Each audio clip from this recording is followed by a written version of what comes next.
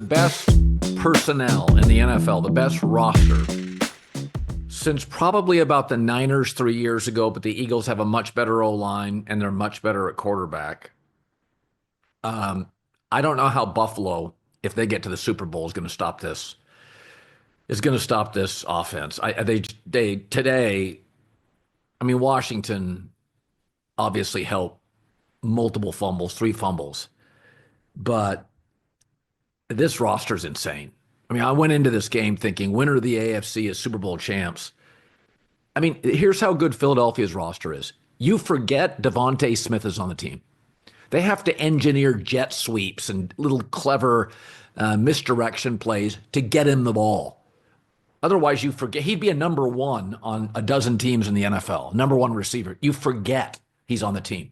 I mean, they have to work to get the ball to A.J. Brown, who's a top five wide receiver talent in the NFL. Between Goddard, Barkley, Hurts, I mean, it's just, again, it's they have an elite player at running back, two at guard, two at tackle, two at receiver, one at tight end, one at defensive tackle. I think both their corners are really good. It is, and Jalen Hurts makes just enough big throws that you got to play him honest. I think Jayden Daniels is better from the pocket. I think Greg Cosell's been telling us all year, but he makes just 18-yard throws, good in the red zone. This team is just insane. I mean, let's go back to the beginning of the season when the Giants allowed Saquon Barkley, free agent, to go to Philadelphia. And we said it at the time. This is as bad as GMing gets, Joe Shane of the Giants. It doesn't get any worse than that.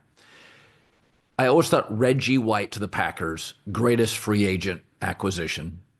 Drew Brees to the Saints. I mean, Brady wasn't in Tampa long, pretty damn good, right? Peyton Manning to Denver. This feels like it's in the same class. I mean, to let them go to your division rival, congrats on Joe Shane retaining his job. It's as bad as it gets, and you could see it coming from a mile away. This is Babe Ruth to the Yankees. You could see it coming from yesterday.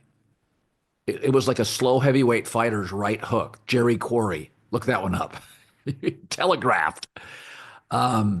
Philadelphia's a handful, man. There's just not much out there I've ever seen like it. There are drives throughout the course of a game, and there are halves for the Eagles that you just don't know how anybody ever stops them.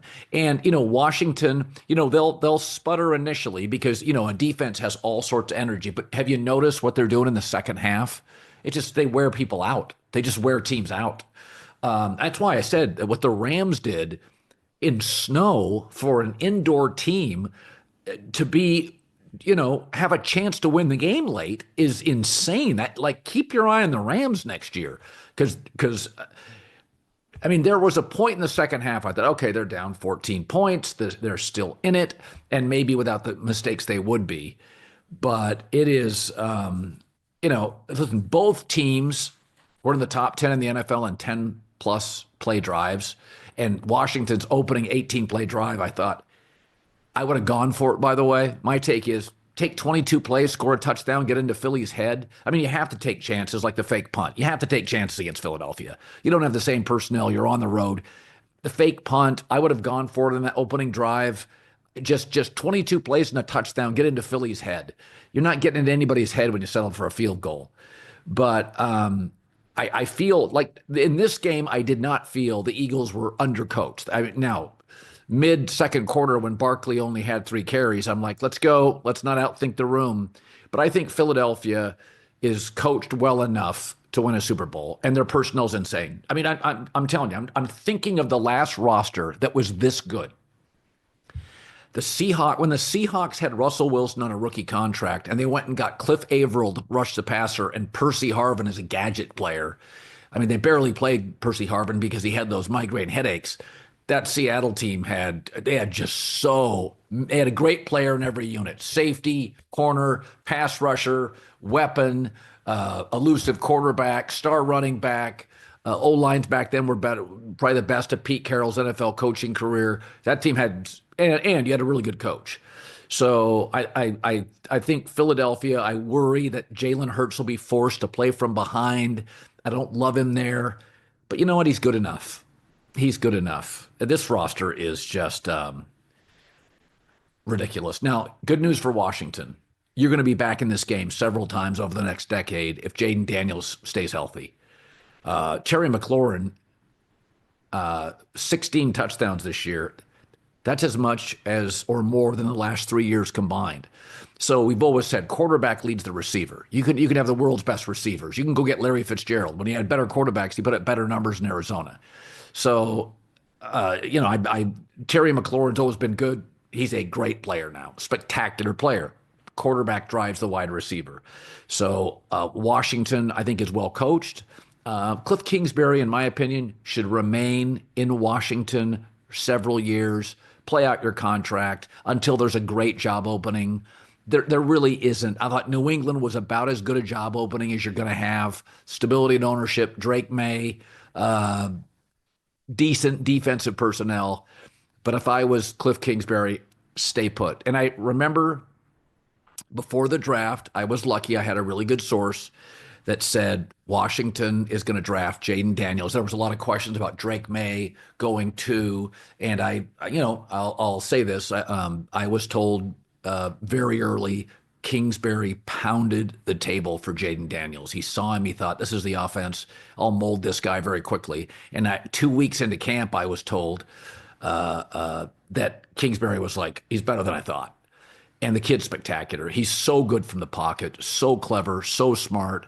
And he has a quality that you could confuse it with being emotionally remote. Like he's not somebody that is high spirits and high-fiving.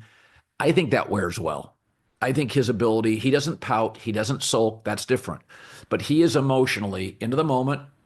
You don't see his emotion. He doesn't wear it. And I think that temperament is so important. Listen, Baker Mayfield has done a great redemption tour. He wears his emotion on his sleeve. And because of that, he throws a lot of picks and he's reckless. I love Sam Darnold. Sam Darnold gets very emotional, amped up. You don't get that with Jayden Daniels. It's just same temperament, and that is going to pay major dividends. I didn't think he was overwhelmed. He didn't have half the team. He's got one weapon. He's got Austin Eckler, but I mean, Zach Ertz, good players, but I mean, McLaurin's a special player. So I got reams and reams of notes that I'll get to more of the Eagles with former Eagle scout John Middlecoff later.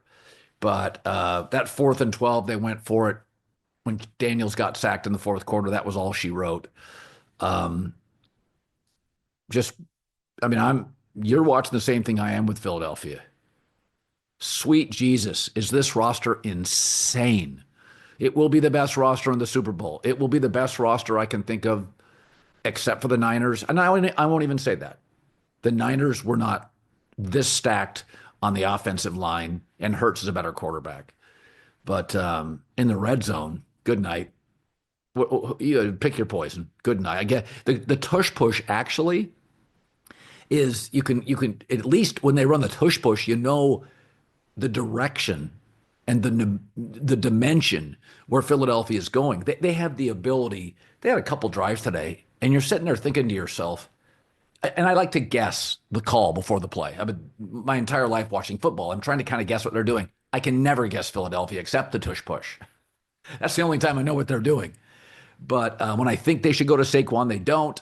And then I think, where's Devontae Smith? And they get it to him. That gutsy call on 4th down, they threw it up the sideline to A.J. Brown. That would have been the last thing I would have envisioned or predicted. So the play calling today I thought was really good. I'm just not a fan of the tush push. Congrats to the Commanders for a remarkable season and drafting what I believe is the Patrick Mahomes of the NFC for the foreseeable.